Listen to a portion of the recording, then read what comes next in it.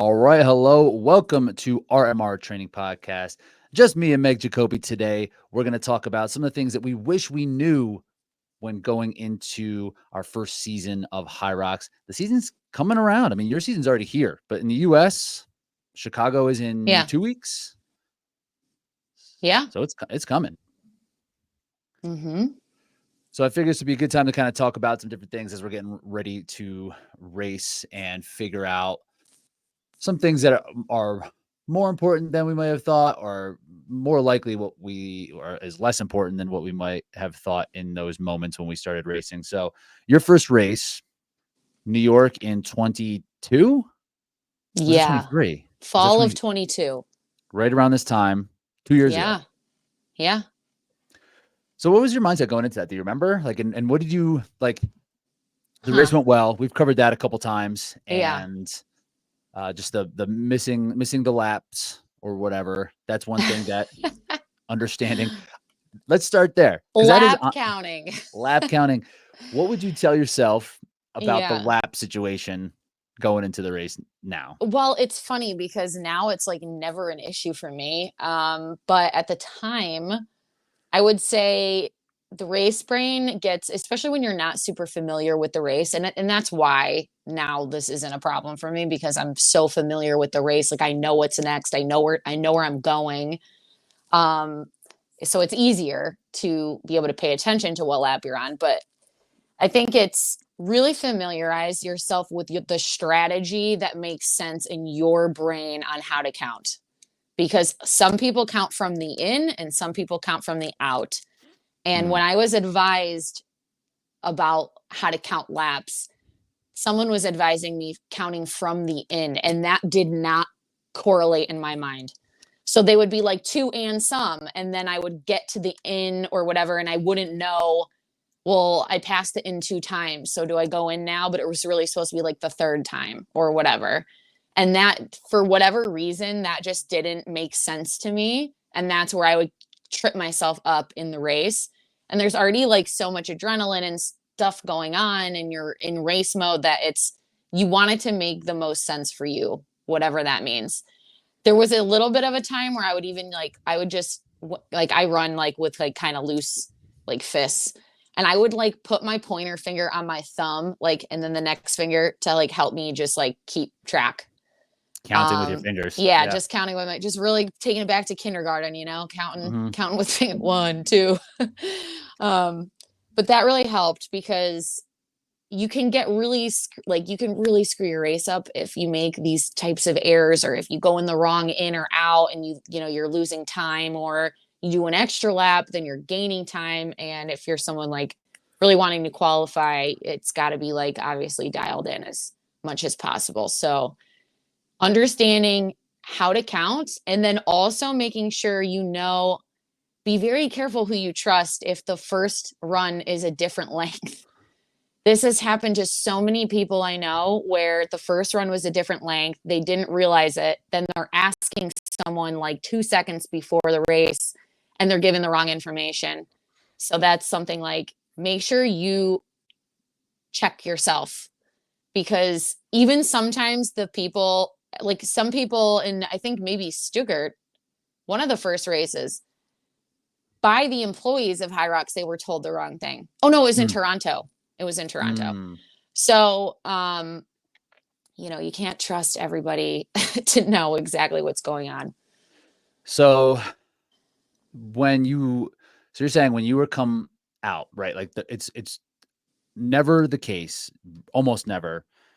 No, absolutely never the case that the arch for the in and out are the same. They're 2 different arches. Correct. Typically, they will be at 2 different parts of the route as well. Yes. So when they're right next to each other, it's so easy. It's easier. Then it's 2, sure. And it's not like and change or whatever. It's like the and change part was what I was like missing that when I was trying to count from the in, because you go out the out, and now you're going out the out, and then you pass the in, and that's 1. That should if you're counting from the in, you should count the in. But I was missing that. So then I was going in on the wrong time. Right. And I did an extra lap in a race for the same reason. Because it's not like you did that. Like you need to start counting before you do an actual lap, which isn't really Right. intuitive, right? Right. Because if you go out the out and then you pass the in like half And a and lot like of the a time quarter of you're a like lap. kind of delirious and like you're like just going. So like I was missing that. It's like I think I did that, Like, oh shit, did I go by it already? Is that right? one? Like, and then now we're confused. So Exactly. I've never gone in the wrong time, but there was a race where I stopped and waited for the person behind me and was like, "Are we going in now?" Like I like kind of ran back toward them to yeah, talk to them because I was just like, I can't. It's such yeah, a huge penalty yeah, that it wasn't worth it at the time, and like these times matter. So I was like, yeah. I'm just gonna wait. I'm just gonna wait And here. now if you mess up in a major, you get DQ'd. Yeah, right. Like if you do an extra lap, obviously that's your penalty. But if you miss a lap somehow, you get fully disqualified. Which I think It's not is even a time penalty now. So Which that sucks. I think is fair, and honestly, for they might even pull you off the course, right? For the visuals of the race, Maybe. they probably will just Yeah, pull you. They probably be like, "All right, probably. you're done." You're Yeah. because then it looks weird. You don't know what to Right. follow. So I actually think that's fine. I actually think that's fine, but I don't think anyone's doing it on purpose because you're not going to get away with No, it. no one's gonna do that on purpose. I think I'm just going to skip this one That penalty is gonna be way heftier than just sucking it up and doing that and just lap. like try to You hope that it know? doesn't count. Like your So if you're doing a Hyrox for the first time, you do get a chip. You get a timing chip that goes on your ankle, and Yeah. there's mats along the run course and in and out of the rock zone, and then in and out of every zone. So Station. it Yep. knows where you are. Yeah, It knows where you are. it definitely does. So you probably don't use this too often now. Oh, but let me just something else that you talked about. The the start of the race is probably the most confusing Hmm. because because it doesn't start where the in or the out Right. starts. Right. So that run will be shorter or longer, and that's the one spot where you do need to know what the actual laps are going to be, Hmm. and it's confusing. But if you always count from where you start, that is how you avoid this. So same thing for me. If the start tunnel, say the first thing is 2.5 and then every other one is 2, I'm counting from the start tunnel on the first run. So when I get back to the start tunnel, that's 1. That's one. Back to the start tunnel, that's 2. And then I go in the next time I see the in. Right. You know what I mean? And so that's how you got to go from, I think personally, you go from where you began. And that is the easiest way. Right. Because if you go and you're like, okay, it's going to pass the start or pass the in twice Yep. or whatever, it could be confusing. You might not even see it in that first lap, Yes, right? exactly. Because you're going hard and there's people you're kind of dodging. So that is also because I've been at that start line probably more often than not. Wait, how many? And it's like Yeah. talking like, where is it? Yeah. And Or a lot of the time, there were times where I was like, if someone was leading, I was like, hopefully they're doing it right because I'm following them. So exactly. You saw that you're just relying on others. in the DC major, Pelayo, I think, took it out and then and then you could see the indecision. He was like, wait, I think, Yeah. and he like looking back, pointing over, no one's helping him. Yeah. So yes, I think that is an important piece to remember. That first one is going to be different, and then counting your laps, because I think the same, right? Actually, I'm not sure because they will tell you need to pass the in X amount of times, but you do it passing the out. Yes. Okay, so you're like, I need to pass the out 2 times, and then I go in that in no matter what. Mm-hmm. Got it. Where they tell you pass the in 3 or pass the in twice, third time in. Yes. I don't like the way that doesn't make sense for me. Okay, got it. That That's was what helpful. I was always confusing. Yeah. Got it. Do you use the board? I mean, we don't necessarily get it a So lot in majors, do we? we do. We do. Like it's gotten better where I think you can trust it a lot of the time as a backup. I remember the early days when I started, everyone told me, do not pay attention to the board. It is always wrong. It glitches. It was like not right at all. It was very wrong in my first race, but that It seems to have, was? Yeah, it was like completely, it wasn't even registering me when I would go over the thing. My Uh, name wouldn't even come up. So something was just not right. And people had told me that like throughout the day. They're like, don't trust the board. It's all wonky. Sometimes it just shuts down. So I was like, okay. But now like I've used it just as my backup. Like I used it at Worlds as my backup. I was using it. Um, I don't think I used it at all in Amsterdam. I don't even remember seeing it there. Um, but yeah, I think you can use it as a backup guide for yourself. And I think that's a good idea, honestly, because it's just a secondary check. And if it's like easy to see it, then might as well. I definitely look at it. I Hmm. always I look at it and like I wish it said the time of when Hmm. the person passed it, so I knew where other people were. I always wish Yeah, that's that'd gonna be be the cool, case. actually. And every race I come across and kind of look and see if it's like, we'll say like plus X amount of seconds, how that does on Yeah. like a leaderboard when you're watching a race. It doesn't do that. Yeah. So it would be great if you You could just got to see get where you someone out were. there telling you. That's what I have. It would during a non-major, because in a major you can kind of like kind of see where people are, Yeah, that's because there's true. only like 15 people on the course, and so That's there's fair. It's pretty, it's clear. So in a regular race, it's just mobbed with people, it's so you don't really chaotic. know where you are in the Yeah. race. It would be cool if they had something like that, though, Yeah. if they could give you that. When you look at the board, it tells you which run you're on, I believe, right? I think it's Yes. It'll be like run two, run one. Or if this is the last run, it'll say the next station. Burpee And Broad that's how Jump, you so know wherever you're you go going. in next. Yeah. Yes. So it's usually positioned then directly after the out. Is that correct? Somewhere after the out It's and the somewhere in. before the next in. Somewhere before the in. Yes. Yeah. Is where that makes So the it's most like sense. between them somewhere. Yeah.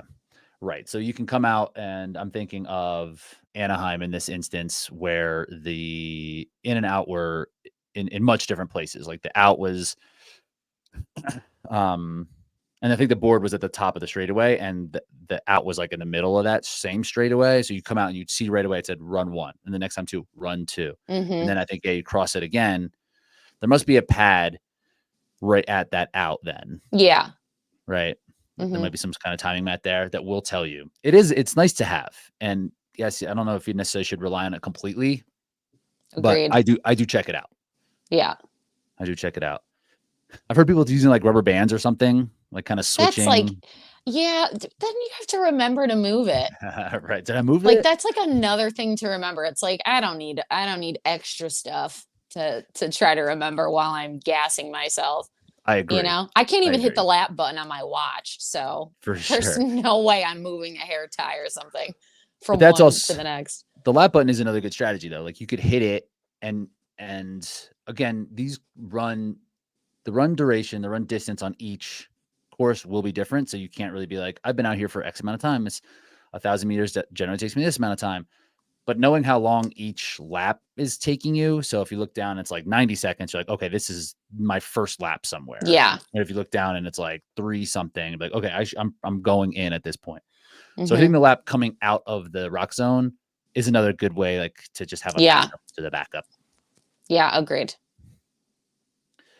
How early when you first, and you've been an endurance athlete for a long time, have you changed the way that you warm up for these races at all? Yeah. I mean, I'm definitely doing more than I was probably initially. So, um, I'm definitely running. I'm usually doing like at least a 2K to 1.5 mile warm up, running. And then I'm doing about 500 meters on the ski and on the row. The Okay. last 30 to 40 seconds, I will get up to race pace or slightly even maybe faster than my race pace just to feel that. And then I'm doing, like mobile I don't want to say mobility, but uh active stretching. Okay. That's what I mean. Some high Like knees, some butt kicks, some track stuff, getting the hips warmed up, doing some squats, doing a couple body weight lunges. more And then dynamic stuff. yeah, just the dynamic warm ups, and then doing some strides, which are about like maybe 50 to 100 meters tops. I mean, it's definitely not 100 meters because it's like usually on the track somewhere. Yeah. And just doing a couple pickups like at race pace, um, because you want to make sure that you get your heart rate up before you start the race, or it's just gonna spike higher than necessary. So you wanna like get a little bit of, up tempo before you start the race. Yeah, that's good to know. There are like running coaches and endurance coaches that say, and I don't know, this is not a scientific term that they use, but it's like it takes a certain amount of time, like 10 to 20 minutes for your aerobic system to like turn on, Yeah. quote unquote. And if you're not warm enough and you start the race aerobically, it will be like a shock and it might Mm-hmm. feel like that you're dying already when you're not, you're Yeah. just not warmed up. Yeah. Right. So taking that time. So it sounds like you're somewhere between like 15 and 20 minutes of just like straight up aerobic work. Yeah. Yeah. Just to get to that point where like the breathing is warm. Like maybe it's like you're breathing muscles, just like your lungs need some time to, your heart rate needs a little bit of time to just pump the blood through. And then you're in this place where you're ready to do work. Because I think that is definitely a mistake that people can be not warmed up enough. And then that first run is shocking. Yeah. And then you're immediately like, what's wrong? Especially in a race like this, that's so fitness based and things can happen on the day where you're like, oh, maybe I screwed it up. And like, maybe it's not my day, and then if you have that thought within the first 3 minutes of your race Mm-hmm. and you're thinking it's not your day because you're not warmed up enough, like it could still be your day. You're just not physically ready in that moment. So taking the Yes. time to warm up is crucial here. Yeah, for What sure. time do you start? Like say how early are you working your warm up? Like it sounds like the full warm up is going to take you between, like if you were just doing it start to finish, it will probably still take you like 30 minutes without kind of like putting your shoes Right. on, getting like some nutrition. So there's like And time like built in running to the there. bathroom 18 times in that last hour. Exactly. Yeah. That's why I always get there at least an hour before the start to the warm up area, because I know that I'm also going to be running in and out to use to pee. So And it's just like, seeing it, knowing where the bathrooms are yeah, there going to be like, lines? Are there other yeah, bathrooms that you can kind of like find, like run a little bit further away or like hidden bathrooms right. somewhere? That and too, just like getting there before other people do. There's only so much equipment available. So it's like, I don't know. I don't want to be waiting around for people to be finished with whatever they're doing. You I grab want to kind of want to be first one there. you grab the rope, move it just to your little corner. Yeah, to You my start corner, just like hide it. you start being mean mugging people as they come close. So you want to be at the warm up area 60 minutes before. That's what I would say. Okay. Because again, you're probably going to talk to people and like, oh no, Yeah. you forgot your timing chip and you got to run out and get it or whatever. It's like you just want to make sure you have enough time in case something happens. Um, and I bring everything I need to the warm up area, you know, Same. and the hydration especially. I keep my warm ups on as long as I can. I think that's important too. You don't want to be cold. I always see this is like something that as a track coach used to drive me crazy because like when you come from running, our coaches were always like, "Where are your warm ups? Where are your warm ups?" This is It's like like old school. 75 degrees outside, and they're like, "Where are Right. your warm ups?"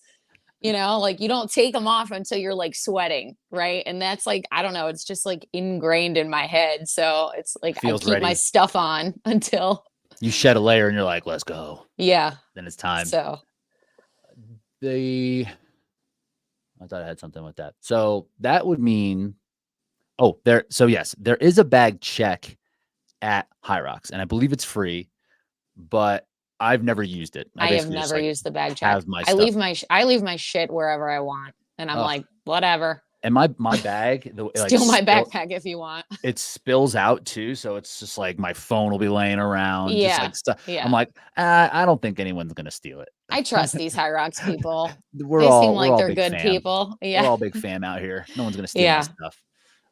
And that hasn't happened yet, but it doesn't mean Agreed. it wouldn't. Right. So That's also true, I guess. that's your own personal preference. Like I'm just like I'm not gonna worry about this. I want everything with me. Yeah. But Me there is too. bag check that will be more secure if you Yeah. feel like you want that. Right. But I've never used it. Yeah.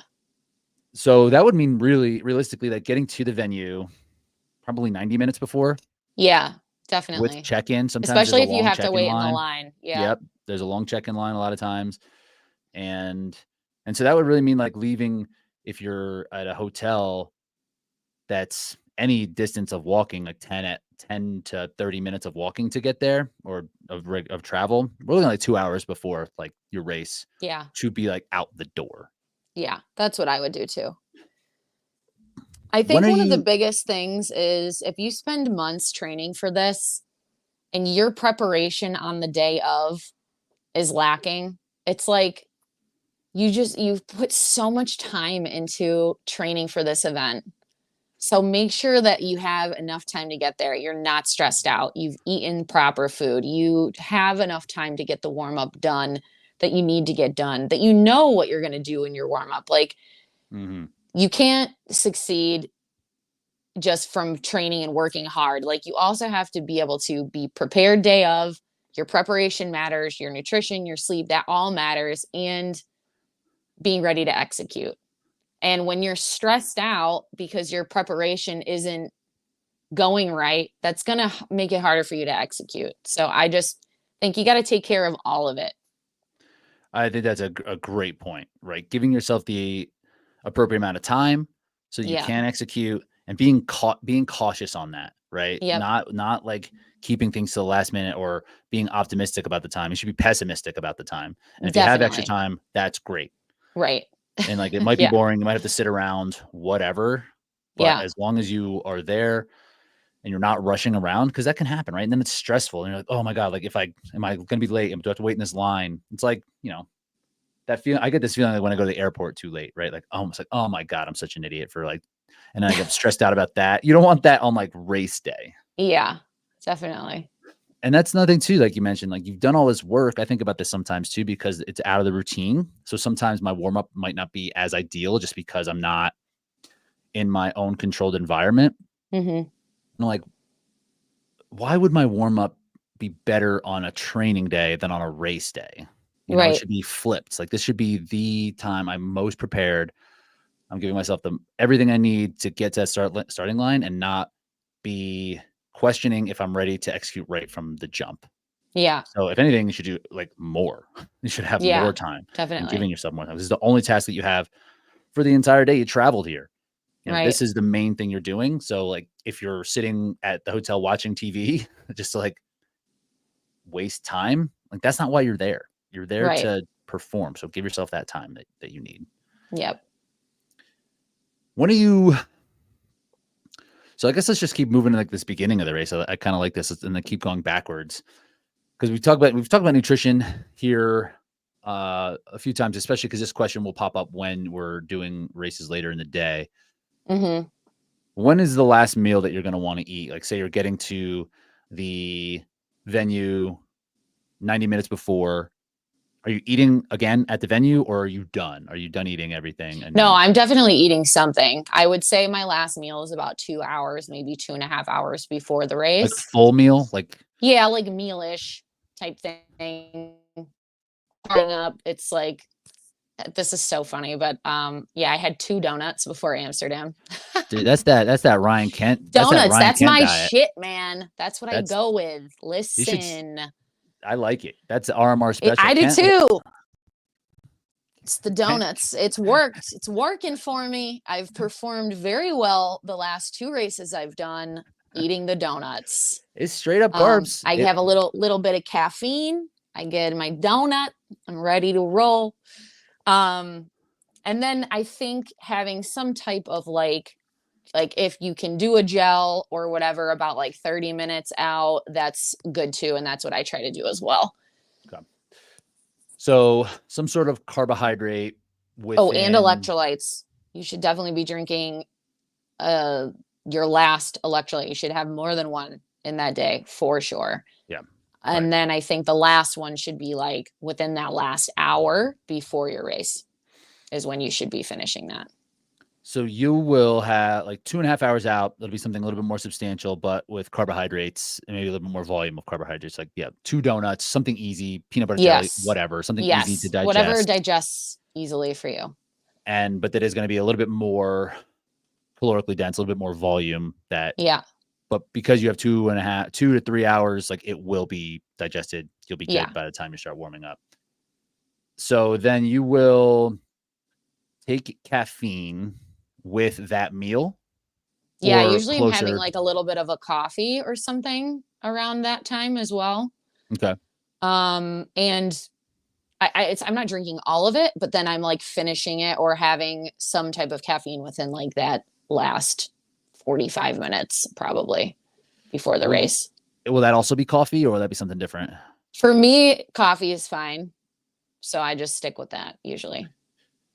There You might have are the poops though. I don't know. You got just to gets it know what running works through. for you. You'll be feeling nice and light, ready to rock. But that's also like, this is why I find, I mean, electrolytes are going to be very important, sodium in particular, with this process, especially when you're training late into the day, because you are Mm-hmm. going to the bathroom for the entire day, right? You're going to the Yes. bathroom a lot, you're respirating a lot, you're losing fluids, you're losing, and Yeah. then like, so it is important to restore them. And Mm-hmm. that's why, and especially if you are like, when you're drinking, when you drink your caffeine, right? Like you will also lose the electrolytes through like your urine, right? You will be Right. like, it will stimulate the like your urine production because you're drinking fluids, and you'll lose electrolytes. So you have to put those back in. That's where something like a caffeine pill could Yeah, be that's true. an interesting route, or like a gel with caffeine is another kind of viable option for that if you don't want to mess with going to the bathroom as much, Yeah, fair. you I know. think I think the gels I use also have caffeine in them. Mm, I'm pretty nice. positive. Um, But so yeah, you'll cut the caffeine around where are we then? Like at the 45 minutes. That's where you'll take your yeah. last bit of caffeine. Hmm. I like that. I like that. And then just electrolytes all day. Just whatever you're drinking is Yeah, I electrolytes. mean, I'm pretty much drinking like 3 packs of electrolytes throughout that day. We tend to always race. I'm always racing at night these Hmm. days. So it's Hmm. like just making sure everything is stored. I don't think we realize with this event initially, especially, I definitely did not realize how much sodium I needed for this race. We think it's like, oh, it's like for me, it's like around an hour ish. I'll be fine. I'll just one will be fine. And I have cramped up in many of my early races because I was not fully stored with electrolytes. And that is a painful experience. When you are on lunges and your calves and quads are cramping, and then you still have to do 100 wall balls, that is not the most pleasant. So Not what you I would want. just say it's way better to be safe than sorry with that. I always tell my athletes like 2 to 3 packs the day of. And Just yeah, be loaded. you load it up. I agree with that. And like, I'm not exactly sure what kind of numbers of sodium that you'd want to shoot for, but I think being in like 2000 to 4000 uh milligrams of sodium would be the best bet.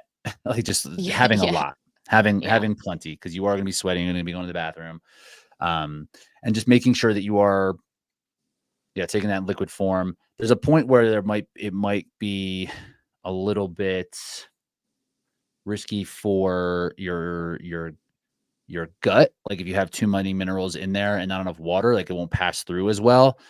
But I never really heard that to be an issue here.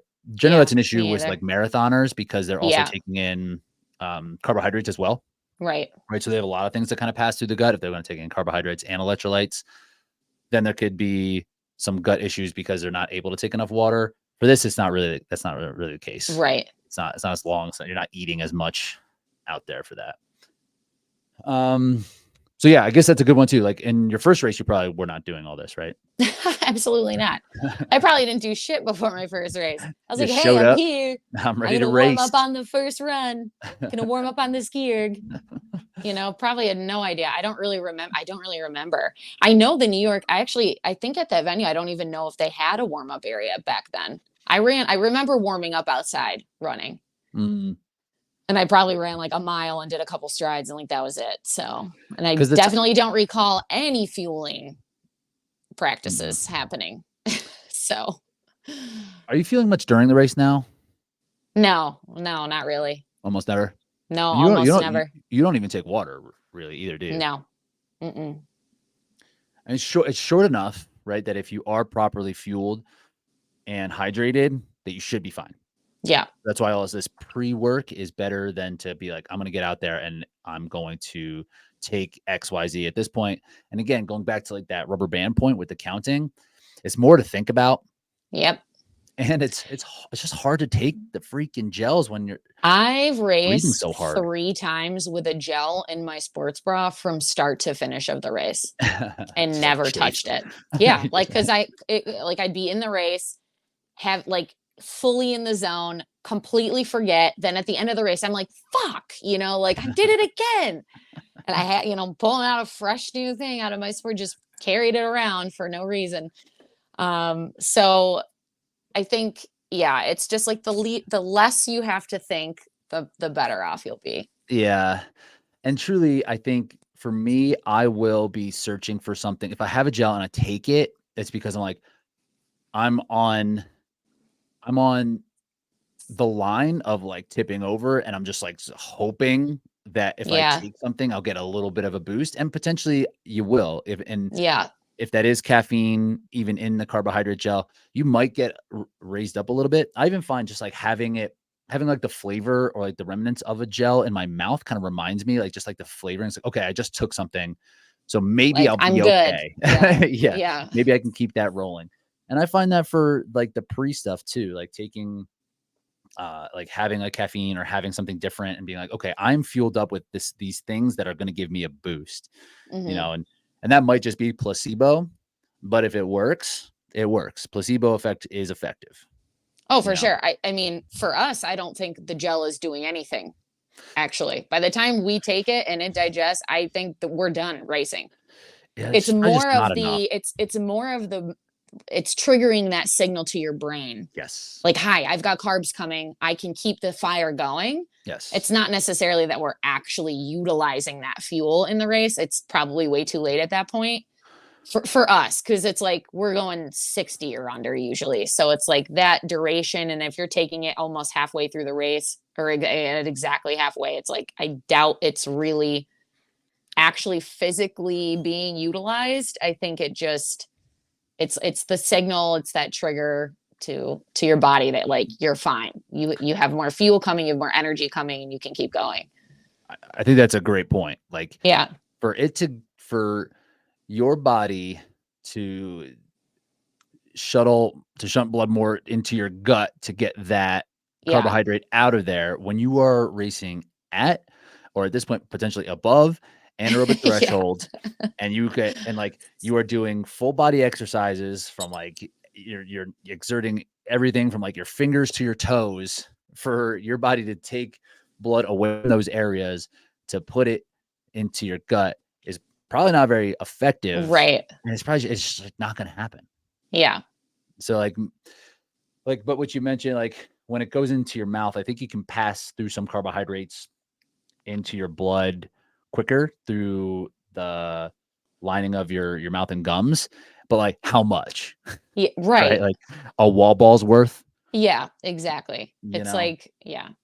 So I But think you're right. if you The are placebo of it. somebody that is brand new to this and like you think you might be out there for 2 hours, then you definitely want to have something because you will need it for Mhm. something that like that. So, Or or for taking it that early. duration, Yeah, or or taking taking it it early. early. Yeah, Yeah. for sure. So like right before the race, you had mentioned something like that. That could be a time to take it so that, by the time you are at this exertion level where your heart rate is so high, you've built to this point. So maybe there's a point where you can get that glucose where it needs to go if you take it like Yeah. right before the race, right? Yep. That could be a good strategy, but like out there, yeah, it's more just the mental side. Yeah. I think that's fair. So, in terms of race strategy, right? Going into that first one, do you remember your mindset? Do you remember like what you want? Like knowing you, I could probably I'm like, you I could probably think know better about than it. I do. Yeah. But I'm curious on like how things have changed since then, or what you would tell yourself. Because I think then you're like, I'm gonna fuck this race up. Oh, hell yeah. But I Oh, think hell yeah. you still kind of think that. Well, I definitely think that, but now Yeah. I I've definitely learned to be more patient. I'm not forcing it. I'm not forcing this win right from the beginning, from the very moment I come off the line. I'm not trying to force that. Mm, I let it come to me because I'm confident that if I just execute the way I need to, it will work out mhm, the way I want it to, right? The result will come from that. So it's understanding how you like to race. That comes with obviously experience, but I see people because of Instagram and how we see so much of the community. I see people come off that start line like they're running 100-meter dash. And I would really just be like, hey, caution. This is an endurance race. This is not how we do this. Story about me. I am notorious for doing that when I run a 5K. I cannot hold back. I full send the first mile. And let me just explain what happens. Mile 2 is brutal. And then mile 3 is a death march. And I am just praying that I can get to the finish line. And that is no fun way to run a race. So don't do that in the Hyrox, please.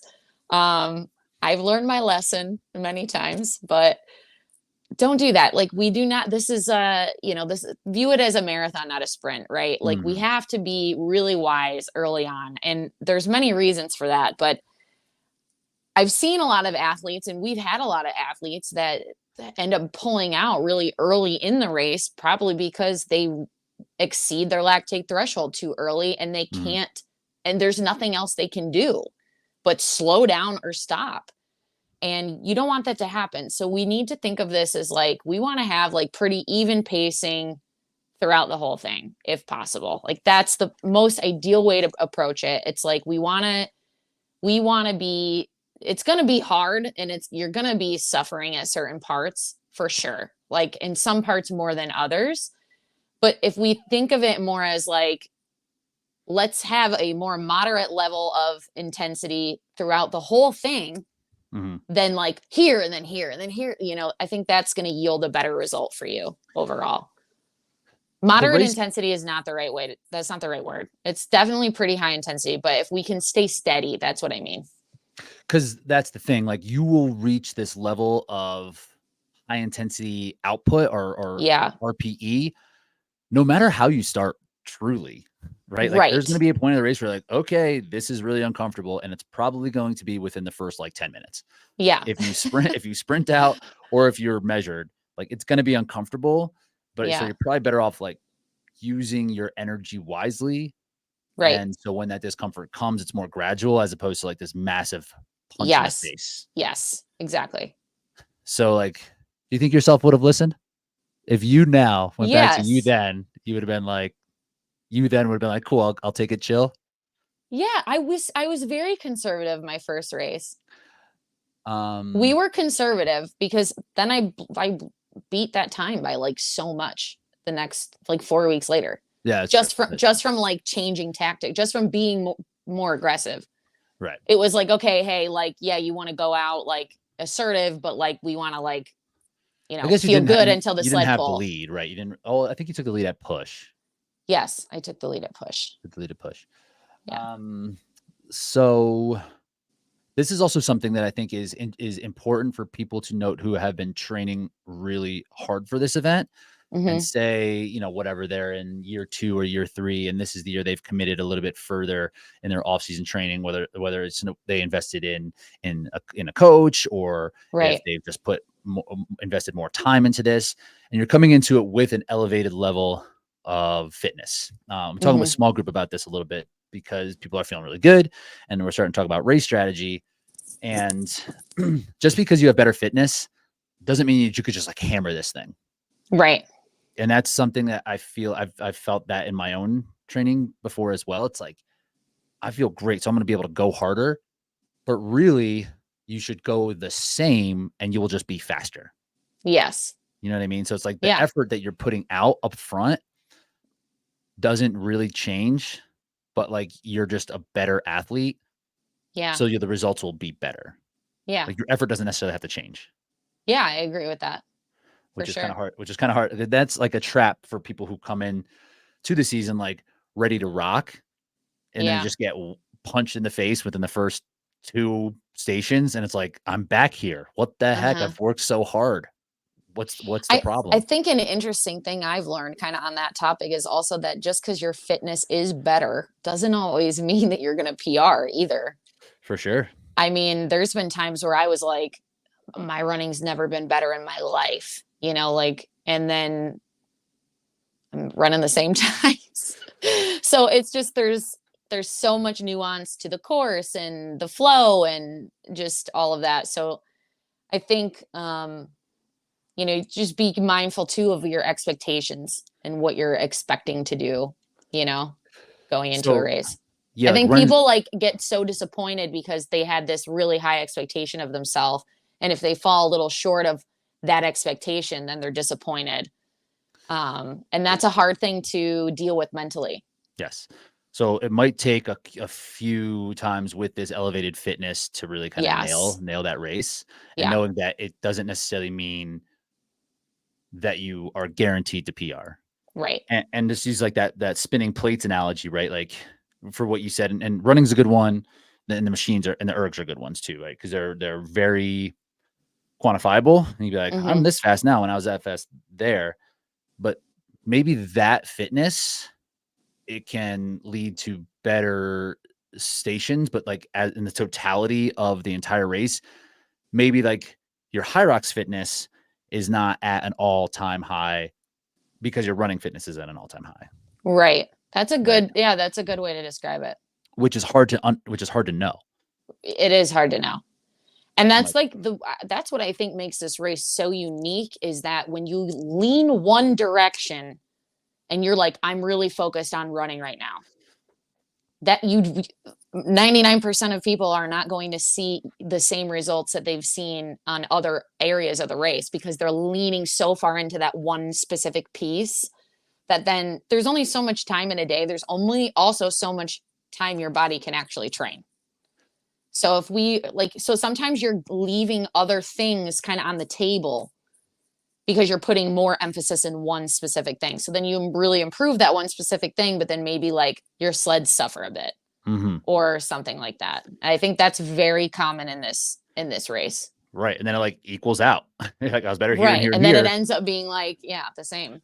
Right, so you need like, taking the training strategy and then getting the race results is actually a good plug for Rockstop, and, like, looking at it and seeing how it's changed, and is that what's going to give you the best high rocks results? Your fitness might be Right. the best, but it's just tricky, and that just takes time. Yes. That's just tricky, it just takes time. Um, I guess for that with race strategy, anything else really that you think you would or have changed or would change? I'm trying to think on my end. I like my very first race, yes, I was just racing it. I was just going Hmm. hard and then I just got waxed early. So I would feel the same thing, just like keep it chill. And like Yeah. the overconfidence is real and it's hard to not be. And I think that this race will humble you quick if you come Hmm. in overconfident. But if you're a confident athlete, it's gonna be hard to just go in and be like, oh, this race is gonna be harder than I think. Right. It's just like not how it works. Yeah. You know? I think having strategies up front and just also the way you talk to yourself. I think that's going to be massively important is how you deal with the demands of the race mentally and internally and that internal self-talk. So these are things like I would always say to people and people I work with, like practice that when you're training. Yes. Practice that positive self-talk while you're training. There's a lot of people that are I'm a very positive self-talk person. I'm very good at that. And that's probably why I've had the success in athletics that I've had. You know what I mean? It's easy. I can shake things off. I can let things go. If something doesn't go well, it's like, okay, fine, whatever, refocus. Like, okay, refocus. Like, don't let up, don't let up. And I just can kind of like speak myself through it.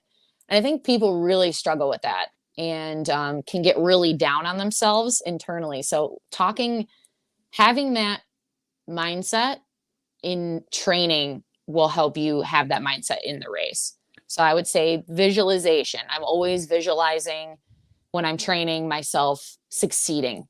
It's not always just like winning, but it's like succeeding and whatever. It's like, oh, I just did, see myself crossing a finish line or whatever. I'm always visualizing the race, and I go through it kind of step by step sometimes. Okay, this is what I'm going to do here. This is what I'm going to do here. This is what I'm going to do here. And I think that all can really help. It helps your confidence, and it helps your subconscious confidence, if you can kind of do that.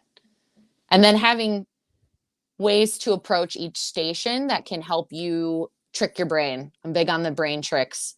And I talk about that a lot. Like, instead of viewing something as, oh my God, it's 100 meters of lunges. It's like breaking it down, taking it 20 meters at a time, switching the way your mind speaks about it. I only have 40 meters left. I only have 20 meters left, instead of being like, oh my God, I have 40 meters left. Like, just that little switch alone can make a huge difference. Or like for me, I'm saying to myself all the time in the race, like, I'm almost done. I only have 2,000 more meters of running. This is nothing. I do this in my sleep. Like, this is how I speak to myself in the race. And it makes it better, because when you're in that suffer, like, even if you're having a great performance, like, you're suffering, like, it's hard. And it's like pushing yourself to not let off the gas. Right. So it's like, keep going, like, you're almost there, like, push through. And like, just talking yourself through that is going to be huge. Yeah. Having fun. Having fun. Also. Stop. How dare you? And then let's talk about the language in this a little bit too, because I've been thinking about this a considerable amount, and like how much it does have an impact, and really what I'm telling myself and what effect that has, and like the specific things that I will say to myself, and how I'm trying to kind of change that and view it differently. I think in the past, what's been really effective is I've been extremely positive and just overly so. And I've kind of lost that, where it's kind of turned into more a kind of like, I'll talk to myself in a way that I'm avoiding being disappointed in myself, I think is what I'm trying to figure out how to really say this, where it'd be like, don't let yourself down, kind of, is more how I'm talking to myself, as opposed to being like building myself up. It's supposed to be like, don't do this thing that you've done, or don't whatever, like kind of pulling on the negative of it, or like, oh, maybe you aren't ready, or maybe you haven't done, I don't think I think that, but, or like, I need to do other things to prepare myself. It kind of like spirals out, where in my training block now, it's just been like very positive. Like, I feel great. Like, you're doing awesome. Like, you're this, you're XYZ, you're this. And just like really feeding myself compliments, more or less. Yeah. Is something that I've been trying to do in terms of like switching the language with the self-talk and being overly positive on how it goes. And it does kind of lighten the whole scenario, where I think in the past, everything's been heavy. It's like, oh, if I don't do this, I won't get what I want. Yeah. As opposed to just like staying here, being positive, being happy with your effort, and telling yourself that you can do the effort, or that you are doing the effort. That's the other thing too. It's like, not even like, oh, you can do this. Like, you are doing this. Yeah. Is something that I will try to kind of focus on. Like, so what's the language that you like, how's it sound? What are you saying? A lot of the time I'm just saying, like, don't give in, like, yo, don't give in, keep pushing. I was saying that those two things to myself a lot in Amsterdam, because at a certain point I was in second position, and it was kind of like, okay, I have self-awareness. I'm not giving in and I'm not letting up, but I know probably I'm going to end up being second, right, at a certain point of the race. And so then it's just talking myself through each step, like, don't let the gap get bigger, like, keep her right there, like, and it's just talking myself, like, through it, like, okay, like, push the lunges, you only have one more run, like, let's go, you can catch up on the wall balls or whatever. And it's like, it's having self-awareness of, okay, I'm kind of solidly in second place right now, and that's probably where I'm going to finish, but not allowing yourself to let any foot off the gas. And that's kind of like the way I speak to myself in those moments, because it's easy to like get down or disappointed if you're not winning, you know what I mean? And you wanted to win, or you feel like you could win, and then you can kind of like spiral a little bit from that, lose That's a where little momentum, and then that's where, like, someone can come from behind and then they're like, holy shit, I'm going to beat Meg Jacoby. And then they gain momentum. So it's like, you got to really stay focused. And reminding yourself, I think for me, I remind myself like I'm still having a good day, even if I'm not winning a race. Mhm. And also understanding that in the race, like I'm having a great day. This is a great time. I just crushed that row. Like I'm running great. You know what I mean? And just kind of like speaking to yourself positively. Right. And that's where it's tricky when uh, considering an outcome in these races, right? Like you had said, like, oh, I might not get the outcome that I want out of this, but it doesn't mean that the race is a loss, Yeah, you know? absolutely. So when you come in and, we can only control so much as athletes. And in Hyrox, like sometimes you can't really control the course. And if you come in there Yeah. thinking that you want a big PR and you're looking at your watch and it's not going to happen because of one reason or another, it's easy to just to be like, oh man, like I'm not going to get what I want. Yep. But you can still push that effort and practice these tactics so that next time you do get in these opportunities to get what you want, you're like prepared. You're like Yeah. mentally ready to go to those places. Yeah. So it sounds like your self-talk is still like pretty intense. Like stay on the gas, like keep pushing, like thinking about how you as an athlete can control your effort. Definitely. I think that's the biggest thing I've learned is you have zero control over what anyone else is doing. You can only control yourself. So you have to just focus in on that, And people were asking me after Amsterdam how I felt like coming in because I think I came in the skier fourth. I mean, it was like a clump of us together, Yeah. right? Mhm. And I was like unfazed. Don't care. It's the first station. I don't give a shit. You know what I mean? No. Like I am running my race. I am focused on myself. I do not care where anyone else is. I am doing it exactly the way I need to do it. I'm hitting the skier at the pace I need to hit it at, and that's it. That's all I can do. Yeah. I can't control what anyone else does. So it's having faith and trusting the process and trusting yourself. You know, Yeah. And it just takes practice and takes takes that practice. positive talk. The talk during training is more important than the race. Because if you're just like, I'm just gonna be positive during the race and you're not positive in training, it's not gonna happen. Right. It's not Absolutely. gonna be built there. And you're not gonna have the this is the other thing in small group one of the athletes had an example. They're like, I just was telling myself that I could do it, and it's not a big deal if I don't. But if I do it, that's great. And she just like got way better results. Yeah. Just like taking the weight off of it and just like being like, all I can do is what I can do here. Yeah. And this positive mindset can go a long way for sure. Um, what's one more thing that you would looking back that you have changed or that you uh, would try to tell yourself earlier? I don't know. I don't know if I have any others. Pass. Pass. Pass. Your turn. um, I might also pass on this. I mean,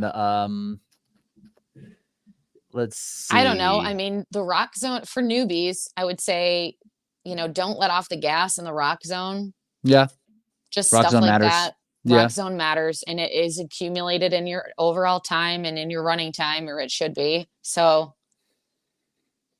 make sure you're pushing through that and treating it like it's still the run course, and not letting off the gas at all yeah. there.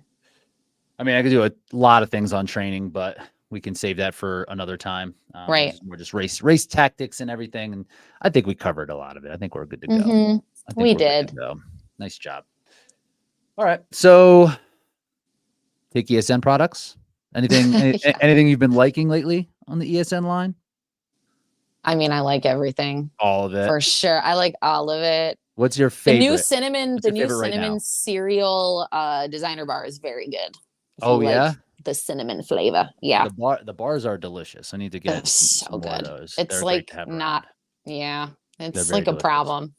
My dad eats like 2 a day. I'm like, Dad, that's not how that works. You shouldn't be It's like eating 2. it's He's like like, let's dessert. there's protein. And I'm like, yeah, kind of. True. Yes, and the I do like the bars. I need to get my hands on those a little bit more. I've been taking Recharge for my post workout, and Okay. I've taken I've been really liking that. I mean, it's basically the Nice. same as the Perfect Recovery for the endurance line, but you know, it's a great mixture of carbohydrates, electrolytes, and protein, and it tastes Yeah. really good. So Recharge has Yeah. been my jam lately, and Daily is Yeah. just it. Daily's just great. Daily is it. I'm on that every Daily's day, just great. obviously. You put me on that. You brought some with you at Yeah. the camp. Dude, I travel with Like, everything. I don't go yeah, anywhere without it. it's legit.